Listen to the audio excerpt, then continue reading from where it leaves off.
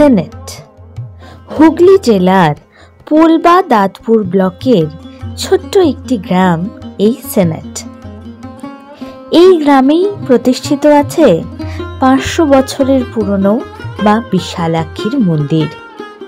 চলুন আজ আপনাদের নিয়ে যাব সেই মন্দিরেই, জানব মন্দিরের ইতিহাস। নমস্কার, কেমন আছেন সবাই? তীর্থযাত্রীর আরও একটি নতুন ব্লগে আপনাদের সবাইকে জানাই স্বাগত। আজ আমরা সকাল সকাল স্নান সেরে বেরিয়ে পড়েছি। যেখানে যাব সেখানে পৌঁছে পুজো দেওয়ার উদ্দেশ্যে। বেশ ইরেগুলার হয়ে পড়ছি, বেরোনো হচ্ছে না, তাই আজকে একদম সকাল সকাল উঠে রেডি হয়ে নিয়েছি যাতে কোনোভাবেই আজ মিস না হয়। এখন যাচ্ছি স্টেশনের উদ্দেশ্যে, ট্রেন ধরবো। ট্রেন ধরে যত তাড়াতাড়ি সম্ভব আমাদের গন্তব্যে পৌঁছানোর চেষ্টা করব। আমরা পৌঁছে গেছি চুচুড়া স্টেশন। এখান থেকে আমরা বাস বা অটো যাই পাই সেটা করে যাব সিনেট মা বিশালাক্ষী মন্দির। তো আমরা সোদপুর স্টেশন থেকে প্রথমে আসি ব্যান্ডেল স্টেশন, তারপর ব্যান্ডেল থেকে ট্রেন চেঞ্জ করে চুচুড়া। এখন স্টেশনের বাইরে দাঁড়িয়ে রয়েছি, দেখি এখান থেকে বাস বা অটো কী পাই সেটা নিয়ে আমরা সিনেটের উদ্দেশ্যে রওনা। চুচুড়া বা ধনিয়াখালী হল্ট স্টেশন থেকে 17 নম্বর বাসে পৌঁছানো যায় এই সেনেট বিশালাক্ষী মন্দিরে। বাস ছাড়াও আপনারা চুচুড়া স্টেশনের বাইরে থেকে পাবেন ট্রেকার।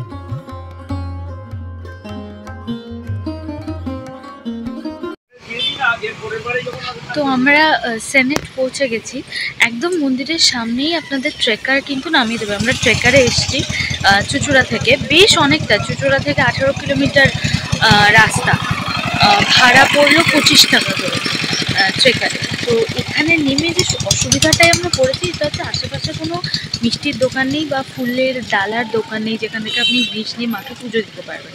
আপনারা যদি এখানে পুজো দিতে আসেন অবশ্যই সঙ্গে করে মিষ্টির প্যাকেট নিয়ে আসবেন, মানে আপনি যা মাকে দিতে চাইছেন সে ব্যবস্থা করে আনবেন। এখানে এসে কিন্তু কোনো দোকান পাবেন না, এমনকি কোনো মিষ্টির দোকানও নেই আশেপাশে। তো আমরা এখানে একটা দশকর্মার দোকান আছে, সেখান থেকে কিছু পুজোর সামগ্রী নিলাম, আর একটা ফলের দোকান রয়েছে সেখান থেকে কিছু গোটা ফল, মানে যতটুকু সম্ভব আর কি এই অবস্থায় জোগাড় করা, ততটুকু দিয়েই মায়ের কাছে পুজো দেবো আজকে।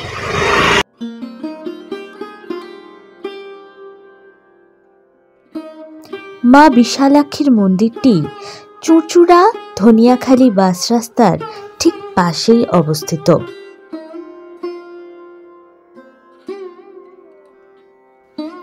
মন্দিরটির স্থাপনকাল সম্পর্কে মতপার্থক্য থাকলেও মনে করা হয় 1202 বঙ্গাব্দে এই মন্দিরটি প্রতিষ্ঠিত হয়। পরবর্তীকালে 1426 বঙ্গাব্দে মন্দিরটিকে পুনর্সংস্কার করা হয়। সুদূর অতীতে এই অঞ্চল দিয়ে প্রবাহিত হতো কেদারমতী নদী। সেই কেদারমতী নদীর দক্ষিণ দিকে অবস্থান করতেন মা বিশালাক্ষী। মন্দিরের মূল প্রবেশদ্বার বা তোরণটি ভীষণ সুন্দরভাবে অলঙ্কৃত।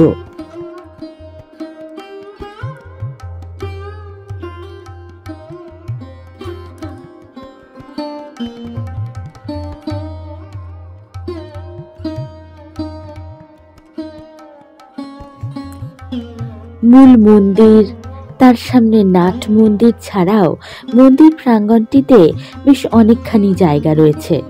গাছপালা দিয়ে ঘেরা এই মন্দির প্রাঙ্গণটিতে আসলেই আপনি বিশেষ শান্তি অনুভব করবেন।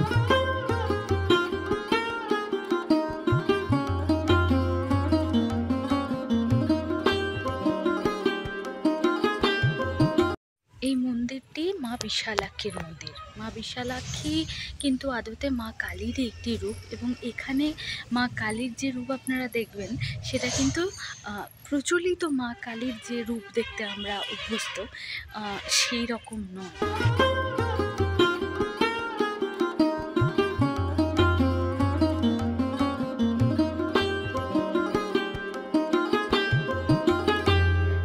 চলুন এবার মন্দিরের গর্ভগৃহে গিয়ে মায়ের মূর্তি দর্শন করা যাক।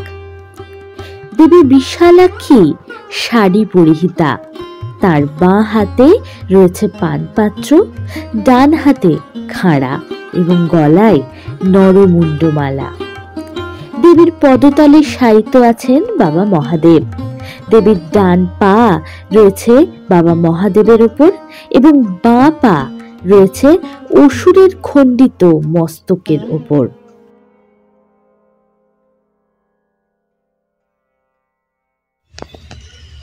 সত্যি কথা বলতে কি, অনেক দিন পর এমন একটা জায়গায় এলাম, মন ভরে যাচ্ছে।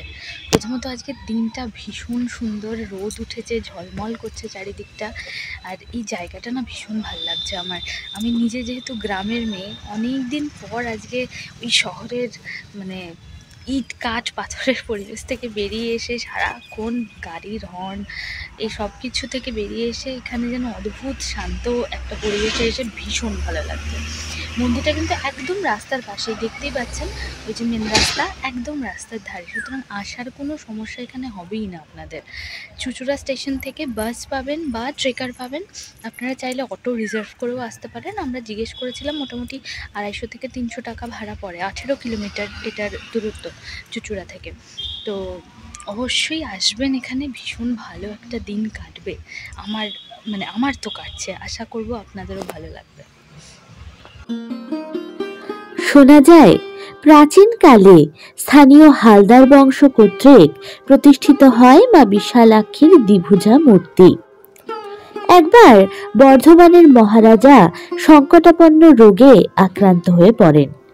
সেই সময় তার এক কর্মচারী, যিনি ছিলেন এই পোলবা অঞ্চলের বাসিন্দা, তিনি মায়ের চরণামৃত এবং ফুল নিয়ে যান মহারাজের জন্য। মহারাজের রোগের উপশম হয় এবং পরবর্তীতে তিনি মায়ের বর্তমান মন্দিরটি প্রতিষ্ঠা করার ব্যবস্থা করেন। এই মন্দিরের পুজো কিন্তু বেশ দেরিতে হয়, মানে বেলার দিকে হয়। তো আমরা যেমন এসেছি, এখন প্রায় 11টা বেজে গেছে, তো এখনও পুজো শুরু হয়নি, জোগাড় চলছে।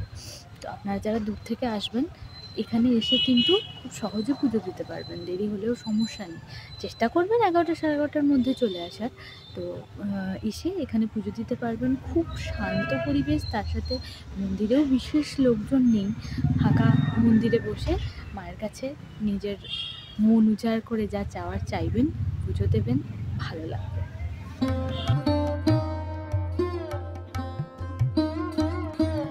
আমরা মায়ের পুজোর জন্য যে গোটা ফল নিয়ে গিয়েছিলাম, তা কিন্তু তৎক্ষণাৎ মায়ের কাছে নিবেদন করা হয় এবং পুজো শেষে আমাদেরকে সেই প্রসাদও দেওয়া হয়।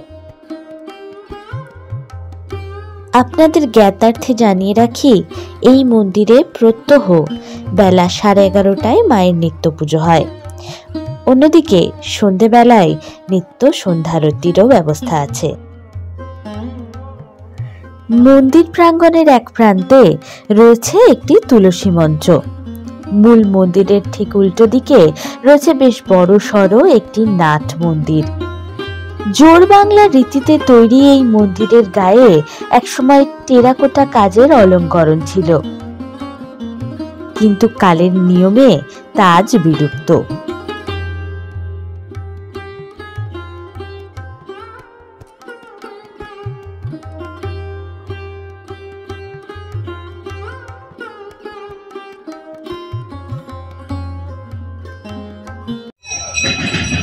মন্দিরের গঠনশৈলীটি কিন্তু ভারী সুন্দর। দেখুন, পেছনে মন্দিরটি রয়েছে, যেটাকে আমরা দোচালা মন্দির বলি, মন্দিরটি কিন্তু তাই। এছাড়া সামনে রয়েছে বেশ বড় নাট মন্দির, যেখানে বসে আপনারা সময় কাটাতে পারেন, ভালো লাগবে। চারিদিকে গাছপালা, বেশ ছায়া সুনিবিড় পরিবেশ যাকে বলে। আর এই মন্দিরে কিন্তু জ্যৈষ্ঠ মাসের সংক্রান্তিতে মায়ের বিশাল পুজো হয়, উৎসব হয় যাকে বলে। সেই সময়ে চাইলে আসতে পারেন। মা বিশালাক্ষীর বিগ্রহে যেন এক অদ্ভুত মায়ার খেলা আছে। আপনারা বিগ্রহটির দিকে একদৃষ্টে তাকিয়ে থাকলে কখনো মনে হবে মা যেন ক্রুদ্ধ হয়ে আছেন, আবার কখনো মনে হবে মা যেন স্মিতভাবে হাসছেন।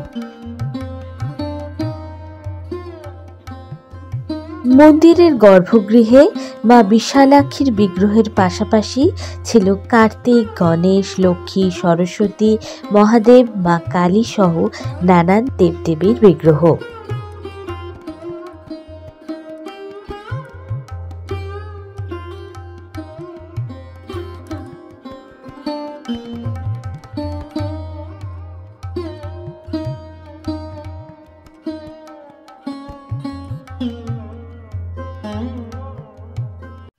আমাদের পুজো দেওয়া হলো।